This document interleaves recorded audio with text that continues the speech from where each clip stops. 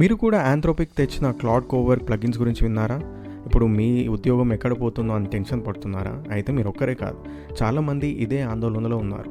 ఈరోజు మనం అసలు ఈ టెక్నాలజీ అంటే ఏంటి, ఇది ఎలా పనిచేస్తుంది, అండ్ మోస్ట్ ఇంపార్టెంట్లీ మీ కెరియర్పై దీని ఇంపాక్ట్ ఎలా ఉండబోతుంది అనేది క్లియర్గా తెలుసుకుందాం. Let's get in to that. First మనం అర్థం చేసుకోవాల్సింది క్లౌడ్ కోవర్క్ అంటే ఏంటి. సో క్లౌడ్ కోవర్క్ అనేది ఒక డెస్క్టాప్ టూల్. ఇది ఆర్టిఫిషియల్ ఇంటెలిజెన్స్, ముఖ్యంగా క్లౌడ్ అనే ఏఐని మీ రోజువారీ ఆఫీస్ వర్క్స్లో హెల్ప్ చేయడానికి వాడుకోవచ్చు. అంటే మీ దగ్గర ఒక స్మార్ట్ అసిస్టెంట్ ఉన్నట్టుమాట. ఇది మీ ఫైల్స్ని, టూల్స్ని, డిఫరెంట్ యాప్స్ని యాక్సెస్ చేసి పనులను స్పీడ్గా పూర్తి చేస్తుంది.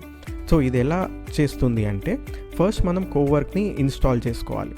తర్వాత మన regular apps like Gmail, calendar, Google drive, Slack వాటివన్నీ కనెక్ట్ చేసుకోవాలి. తర్వాత దీంట్లో కొన్ని ప్లగిన్స్ ఉంటాయి. ఆ ప్లగిన్స్ అనేవి ఒక్కో పనికి ఒక్కో స్పెషల్ అసిస్టెంట్ లాగా పనిచేస్తాయి. సో ఇప్పుడు మీరు క్లౌడ్ని ఏదైనా పని అడిగితే అది వేరు యాప్స్ నుంచి ఆ ఇన్ఫర్మేషన్ వాడుకొని ఆ పనిని పూర్తి చేస్తుంది. వినడానికి చాలా సింపుల్గానే ఉంది కదా, కానీ ఇక్కడే అసలైన ట్విస్ట్ ఉంది. ఫస్ట్ ఈ 11 కొత్త ప్లగిన్స్ ఏవైతే క్లౌడ్ కోవర్క్ ఇంట్రడ్యూస్ చేసిందో అవి తెలుసుకుందాం.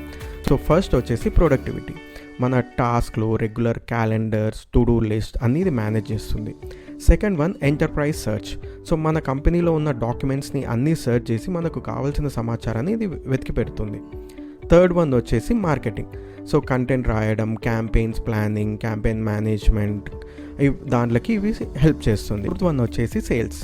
కస్టమర్ల గురించి రీసెర్చ్ చేయడం, సేల్స్ ఈమెయిల్స్ రాయడం, సేల్స్ రీసెర్చ్ని తయారు చేయడం, ఇది కంప్లీట్గా పనిచేస్తుంది అనమాట. ఫోర్త్ వన్ వచ్చేసి కస్టమర్ సపోర్ట్. సో కస్టమర్ల ప్రశ్నలకు సమాధానాలు ఇవ్వడం, టికెట్స్ మేనేజ్ చేయడం, ఇదంతా చూసుకుంటుంది. Sixth one finance. So accounting, reconciliation వంటి డిఫరెంట్ వర్క్స్లో ఇది హెల్ప్ చేస్తుంది. Seventh one legal. కాంట్రాక్ట్లు చెక్ చేయడం, కంప్లైంట్స్ వంటి డిఫరెంట్ టాస్క్లని ఇది చూస్తుంది అనమాట. ఎయిత్ వన్ వచ్చేసి డేటా అనాలిసిస్. సో డిఫరెంట్ ఫార్మాట్స్లో ఉన్న డేటాను అనలైజ్ చేసి రిపోర్ట్స్ని తయారు చేస్తుంది. Ninth one biology research. Scientific research work ఫ్లోలో ఇది హెల్ప్ చేస్తుంది. 10th వన్ వచ్చేసి product management. Product planning, specifications అంతా ఇది చూసుకుంటుంది.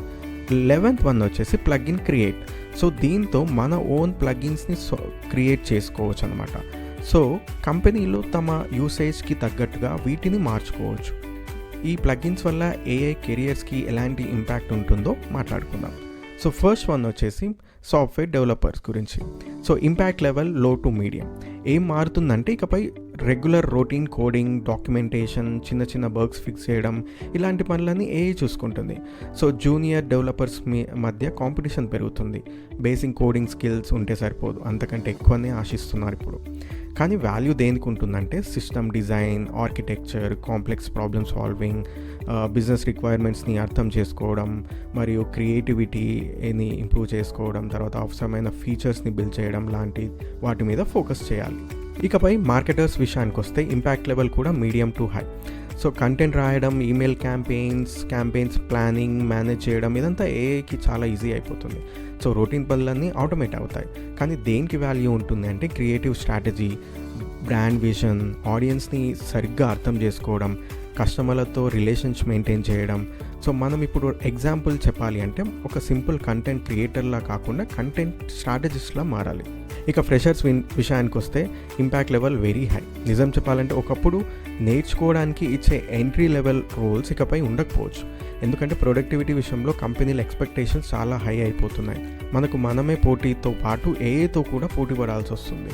కానీ మనకున్న అడ్వాంటేజెస్ ఏంటి, దాన్ని ఎలా ఇంప్రూవ్ చేసుకోవాలని ఆలోచించాలి. లైక్ క్విక్ లెర్నింగ్, కొత్త థాట్స్ని తీసుకురావడం, మన ఎనర్జీ, తర్వాత ఒక స్కిల్తో ఆగిపోకుండా మల్టీ డిసిప్లినరీగా ఉండడం, తర్వాత ఫస్ట్ డే నుంచే ఏఐ టూల్స్ నేర్చుకోవడం, నెట్వర్కింగ్ పెంచుకోవడం, ఇవన్నీ చేయాల్సి ఉంటుంది. ఇప్పుడు హానెస్ట్గా మాట్లాడుకుందాం.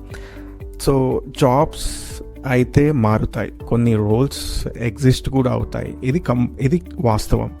కానీ అసలు పిక్చర్ ఏంటి అంటే, కొత్త జాబ్స్ వస్తాయి. సో ఏఐ నా జాబ్ తీసుకుంటుందా లేదా అని ఆలోచించకుండా, ఏఐ యూస్ చేసుకొని నేను వాల్యూని ఎలా పెంచుకోగలను అని ఆలోచించాలి.